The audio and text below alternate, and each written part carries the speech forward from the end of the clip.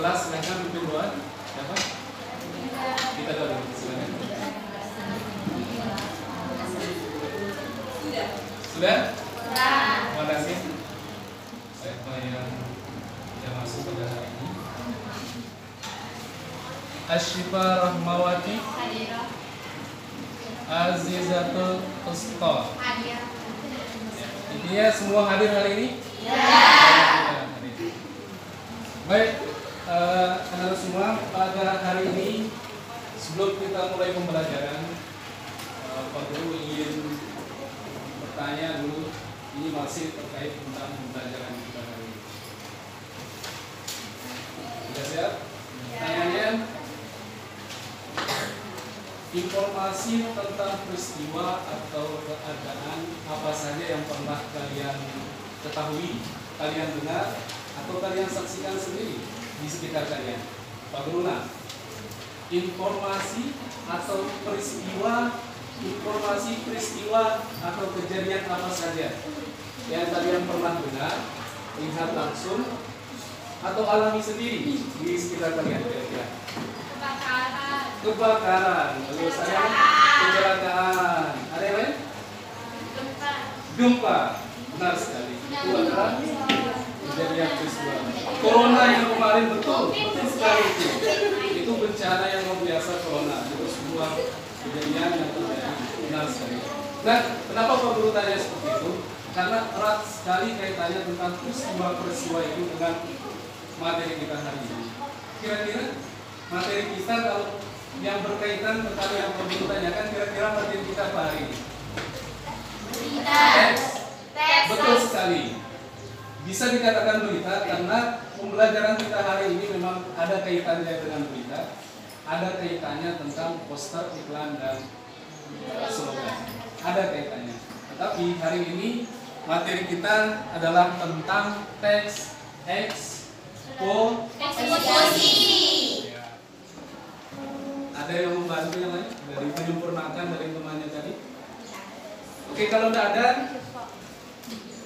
nanti kita akan bahas secara detail. Intinya materi kita hari ini adalah teks eksposisi. Pada pembelajaran hari ini kita akan membahas tentang apa eksposisi itu, ciri-cirinya apa, dan strukturnya apa saja. Nah, ini harus kita benar-benar bisa untuk memahaminya nanti. Dalam pembelajaran nanti sistemnya kita akan, Pak Guru akan menyampaikan, nanti setelah Pak Guru sampaikan, dari hasil pembelajaran nantinya kita akan diskusi. Tentunya Pak Guru akan kasih sebuah tugas masing-masing kelompok yang sudah ditentukan.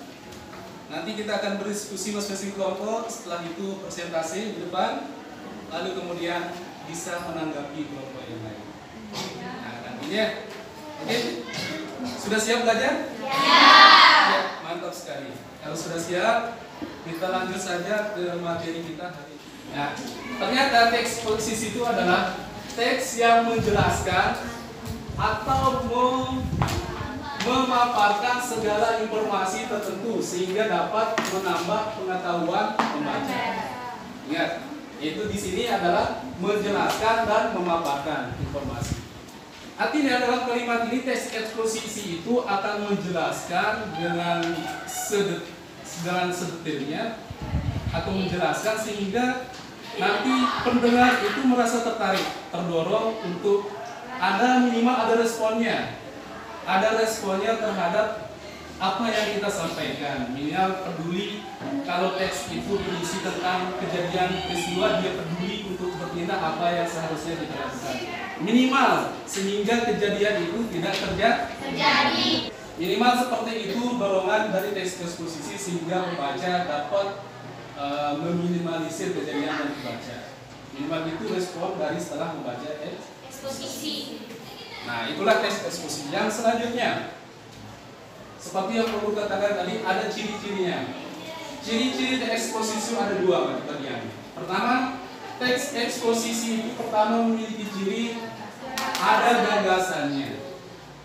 Gagasan itu di sini intinya ada topik, ide atau topik utama yang ingin disampaikan. Kalau secara keseluruhannya, gagasan itu teks eksposisi berisi pernyataan berupa penilaian, komentar, dan saran penulis terkait topik yang sedang dibahas. Artinya penulis menuangkan idenya, sarannya, gagasannya tentang teks atau peristiwa itu. Ini loh, peristiwa ini sebabnya ini loh, dan kebakaran itu terjadi karena ini, sehingga pembaca dapat membacanya dan sebagainya. Minimal ada respon dari pembaca. Itulah kelebihan, salah satu kelebihan dari teks eksposisi yang diharapkan oleh penulis. Yang kedua, cirinya adalah mengandung fakta. Fakta itu apa? Kenyataan. Itu fakta ya?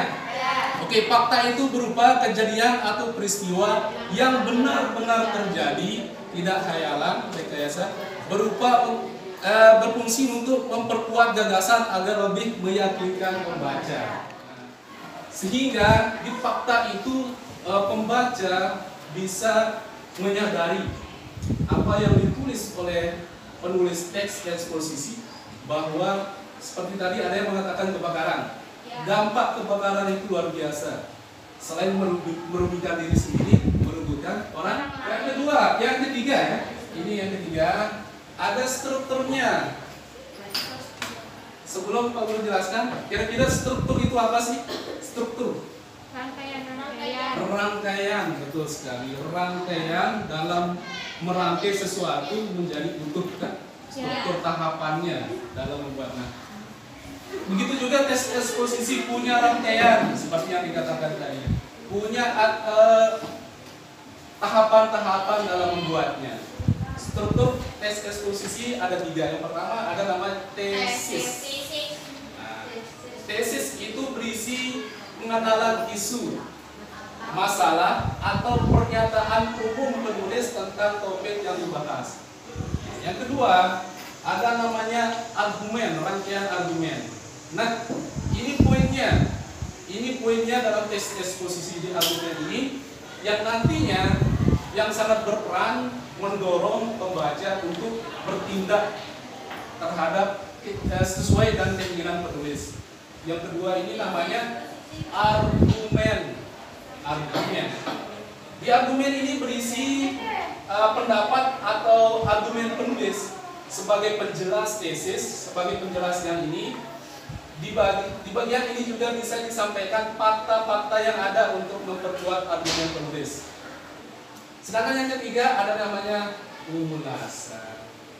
Artinya ulasan itu biasa memperkuat, mengulas kembali, memperdalam, mengingatkan ulang dari tesis yang disampaikan tadi terkait menyimpulkan pendapat dari isu ini, dari argumen ini disimpulkan melalui penegasan Nah, di struktur teks eksposisi, nanti kita coba lihat contoh teks eksposisi sederhana. Contoh yang pertama, kan tadi kita sudah bahas bahwa tesis itu isinya ini, bahwa argumen itu isinya ini, penegasan ulang isinya ini. Nah, sekarang kita mau buktikan mana yang dikatakan dengan tesis sesuai penjelasannya, mana yang dikatakan argumen sesuai penjelasan tadi melalui contoh ini. Saya minta satu orang, silakan.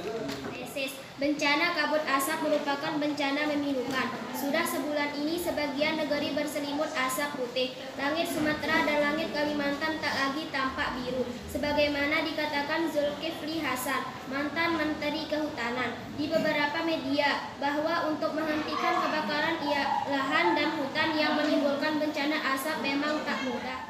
Penulis teks eksposisi di sini ingin mengangkat isu tentang ini bahayanya ini. Nah, ini di tesisnya.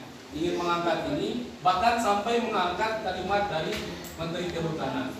Ini isu yang mau disampaikan oleh penulis teks eksposisi agar nanti pembaca bisa merespon.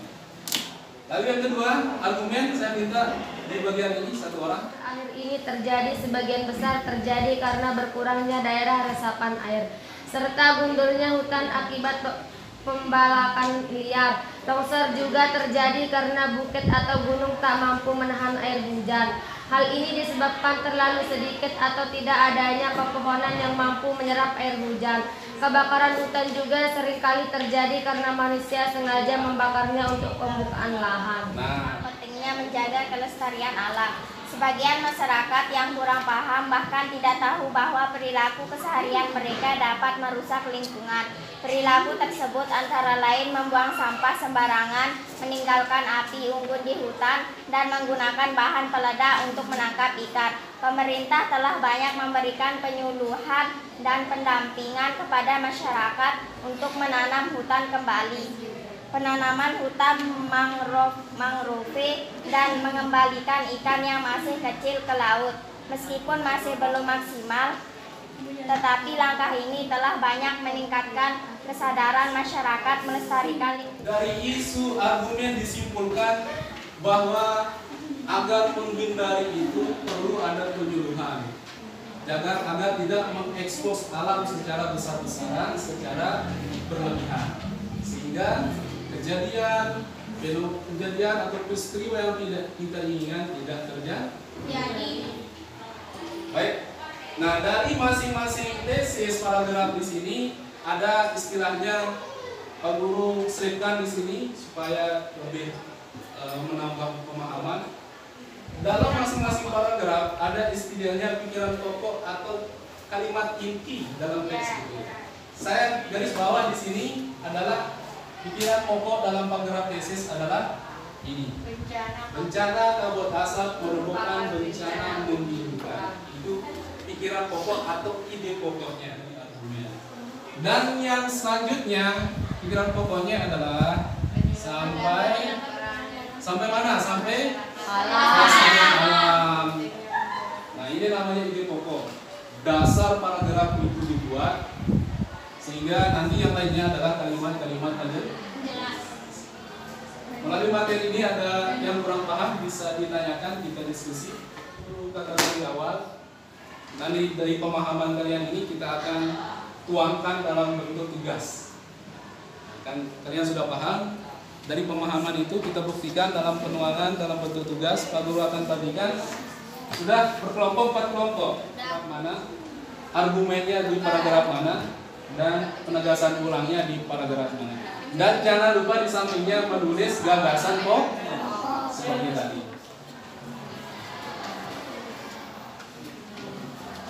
Sudah semua dibaca, lalu tentukan tesisnya yang mana, argumennya yang mana, dan penegasan ulangnya. Cukup saya kasih 20 menit saja untuk menyelesaikan. Silakan mulai dari sekarang.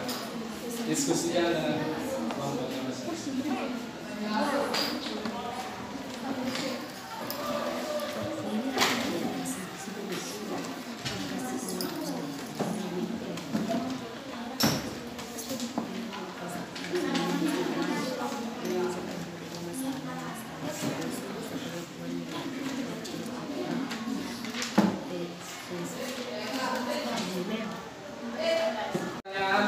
Yang kurang jelas silakan ditanyakan supaya pengerjaannya bisa berjalan dengan lancar.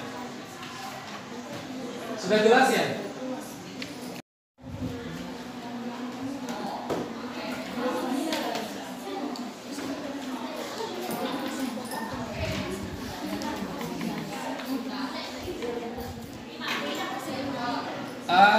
Tulis paragraf keberapanya.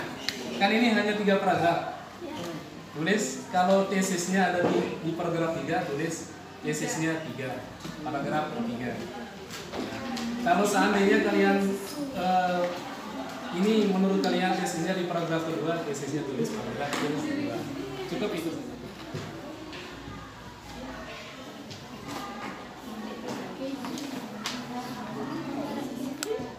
Ya, waktunya tetap berjalan, waktunya 20 menit. Silakan. Saya baca dulu.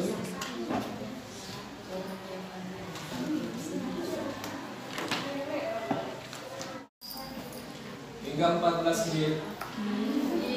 Sudah 6 menit berjalan. Ayo cepat.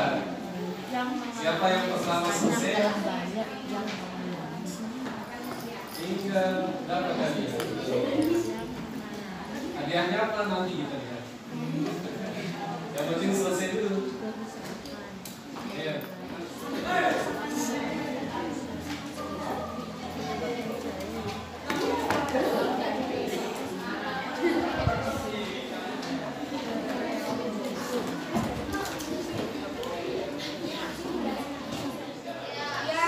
Ini biasa yang pertama yang tak mau ini, makanya kita pilih dengan game. Gamenya sederhana. Yang umum saja yang biasa dimainkan oleh anak-anak sekolah. Gamenya ada namanya game semut gajah. Sudah dengar? Iya, semut gajah. Kan sudah tahu kan? Kalau saya bilang semut berarti kecil. Kalau saya bilang gajah besar. Saya ulang. Kalau Pak Guru bilang gajah besar. Semut kecil. Bilang gajah besar. Semut kecil. Tetapi dalam kenyataan game ini tidak seperti itu. Kalau Pak Guru bilang gajah kecil. Kalau bilang semut besar. Kita coba. Langsung kita pilih. Gajah agak semut. Kenapa besarnya gini? Besarnya gini. Kita besar. Ada cocok. Ya, saya ulang. Sampai yang kedua. Kita ulang. Semut.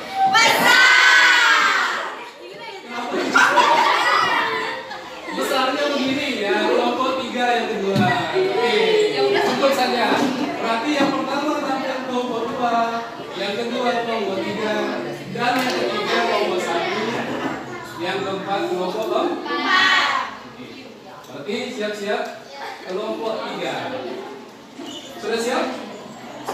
Sudah siap ditentukan siapa yang presentasi? Sudah. Salam dulu. Assalamualaikum warahmatullahi wabarakatuh.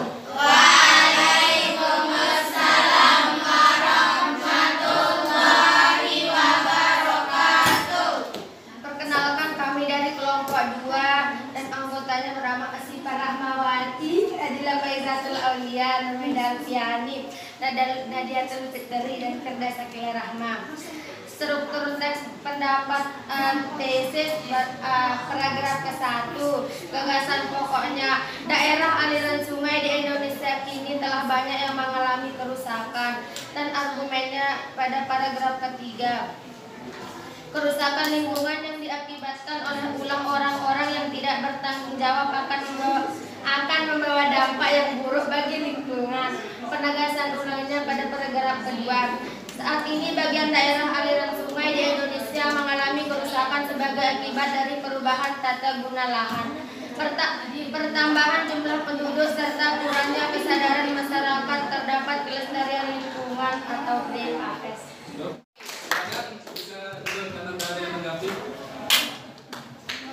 Lalu kita ke kelompok 3.